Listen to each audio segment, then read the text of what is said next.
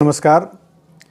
हम कल्याण पथ में आप लोगों का एक बार फिर से स्वागत करते हैं।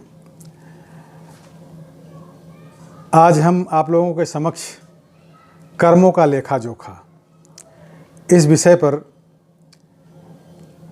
कुछ बताना चाहते हैं। कोई बेटा बनकर, बेटी बनकर, दामाद बनकर और बहू बनकर आता है, क्यों आता है, कौन आता है, जिसका हमारे कर्मों के साथ लेना देना होता है, दोस्तों वही आता है। लेना देना नहीं होगा तो नहीं आएगा। इस विषय पर हम आप लोगों को एक कहानी के माध्यम से समझाना चाहेंगे।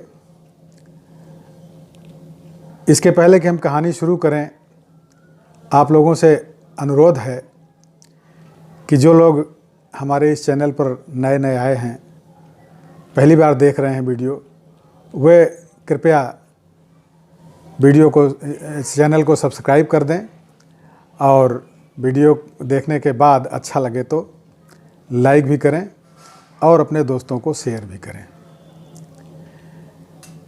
कहानी इस प्रकार से है। दोस्तों, एक फौजी था। उसके माँ बाप नहीं थे। उसने शादी नहीं की, बच्चे नहीं, भाई नहीं, बहन नहीं, अकेला ही कमा कमा के फौज में जमा करता जा रहा था बैंक में। थोड़े दिन में एक सेठ जी जो फौज में माल सप्लाई करते थे, उनसे उसका परिचय हो गया और दोस्ती हो गई। सेठ जी ने कहा, जो तुम्हारे पास पैसा है वह उतना का उतना ही पड़ा है, तुम मुझे दे दो, मैं कारोबार में लगा दूंगा तो पैसे से पैसा बढ़ जाएगा, इसलिए तुम मुझे दे दो, तुम्हारा मैं दूना पैसा वापस कर दूंगा कुछ दिनों में। फौजी ने सेठ जी को पैसे दे दिए। सेठ जी ने कारोबार में लगा दिया। कारोबार उनका चमक गया, खूब कमाई होने लगी, कारोबार बढ़ गया। थोड़े ही दिन में लड़ाई छिड़ गई। लड़ाई में फौजी घोड़ी चढ़कर लड़ने गया। घोड़ी इतनी बदतमीज थी कि जितना ज़ोर ज़ोर से लगाम खींचें उतना ही वो तेज़ भागती थी। खींचते खींचते उसके गलफर तक कट गए, लेकिन वो दौड़कर दुश्मनों के गोल घेरे में जाकर खड़ी हो गई। दुश्मनों ने एक ही वार किया और फौजी मर गया, घोड़ी भी मर गई। अब सेठ जी को मालूम हुआ कि फौजी तो मर गया। तो सेठ जी बहुत खुश हुए कि उसका कोई वारिस तो है नहीं, अब ये पैसा किसी को नहीं देना पड़ेगा। अब मेरे पास पैसा भी हो गया, कारोबार भी चमक गया और लेने वाला भी नहीं रहा। तो सेठ जी बहुत खुश हुए। दोस्तों, तब कुछ दिन ही के बाद सेठ जी के घर में लड़का पैदा हुआ।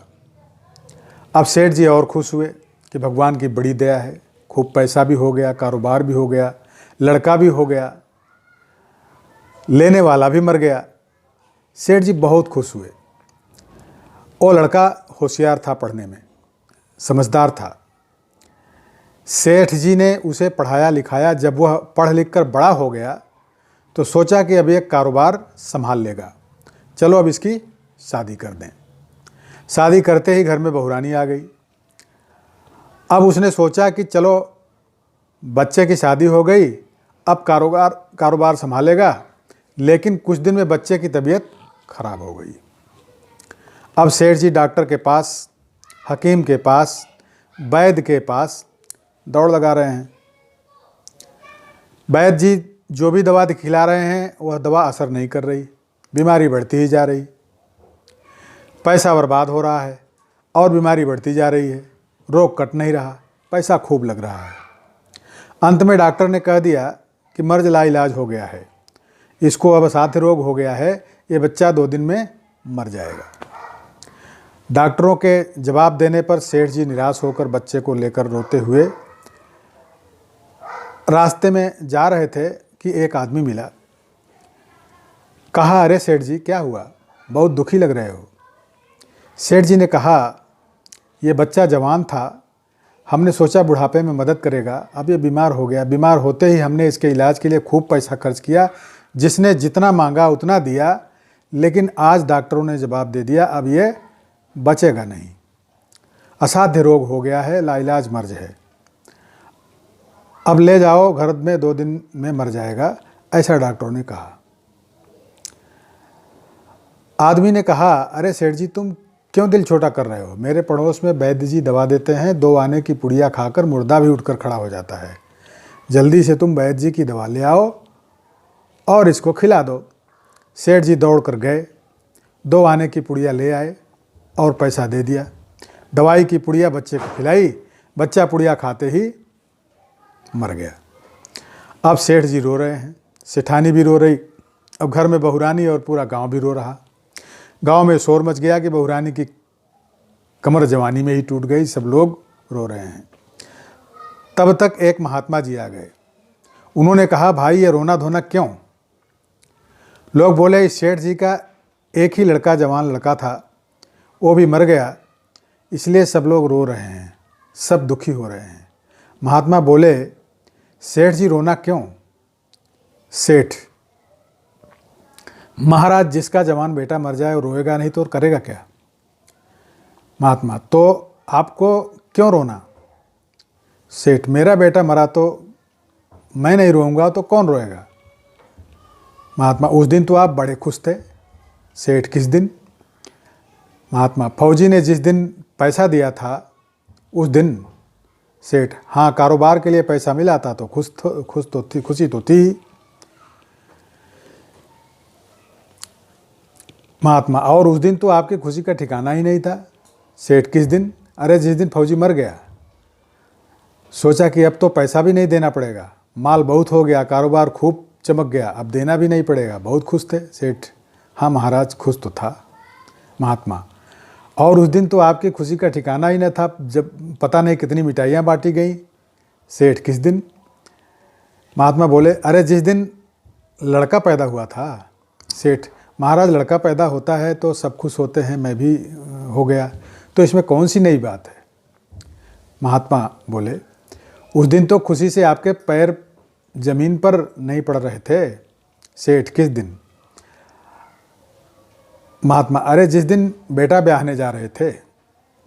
सेठ, महाराज बेटा ब्याहने जाता है तो हर आदमी खुश होता है, तो मैं भी खुश हो गया। महात्मा बोले, तो जब इतनी बार खुश हो गए तो जरा सी बात के लिए रो क्यों रहे हो? सेठ बोला, महाराज ये जरा सी बात है, जवान बेटा मर गया, ये भला जरा सी बात है? महात्मा बोले, अरे सेठ जी, वही फौजी पैसा लेने के लिए बेटा बनकर आ गया, पढ़ने में, लिखने में, खाने में, पहनने में और शौक में, श्रृंगार में जितना लगाना था लगाया, शादी ब्याह में सब लग गया और ब्याज दर ब्याज लगाकर डॉक्टरों को दिलवा दिया। अब जब 2 आने पैसे बच गए तो वो भी वैद्य जी को दिलवा दिए और पुड़िया खाकर चल दिया। अब कर्मों का लेना देना पूरा हुआ। सेठ जी ने कहा, अरे साथ तो कर्मों का लेन देन था, हमारे साथ तो कर्मों का लेन देन था, चलो ठीक है, जो हुआ सो हुआ, लेकिन जो जवान बहुरानी घर में रो रही है, जवानी में उसको धोखा देकर विधवा बनाकर चला गया, उसका क्या जुर्म था कि उसके साथ ऐसा गुनाह किया? महात्मा बोले, यह वही घोड़ी है जिसने जवानी में उसको धोखा दिया, इसने भी जवानी में उसको धोखा दिया। तो दोस्तों, यही कहानी हम सभी की है, जो हमने बोया था वही हमें मिल रहा है, इसलिए किसी को दोष मत देना, दोषी के रूप में मत देखना, हमारा ही स्वयं का दोष है। इंद्रियों की हर क्रिया में और मन के विकल्पों के बहते प्रवाह के काल में उसके मात्र ज्ञाता दृष्टा रहकर अपने स्वभाव में रहने का पुरुषार्थ करना ही हमारा एकमात्र कर्तव्य है। दोस्तों, आगम, वेद, शास्त्र व पुराणों के साथ साथ सभी साधु संतों का कहना है कि यह संसार कर्मों का लेखा जोखा है। इसमें जो जीव चैतन्य आत्मा के स्वयं के स्वरूप स्वभाव को जान लेगा, वो समझदारी से भवसागर पार हो जाएगा। दोस्तों, आपके परिवार में सुख, शांति, शक्ति, संपत्ति, स्वरूप, संयम, सादगी, सफलता, समृद्धि, साधना, संस्कार और स्वास्थ्य की वृद्धि हो और आपका दिन मंगलमय हो, इस कामना के साथ आप लोगों से विदा लेता हूं और अनुरोध करता हूं कि वीडियो कैसा लगा अपना कमेंट ज़रूर लिखिएगा। दोस्तों बहुत बहुत धन्यवाद।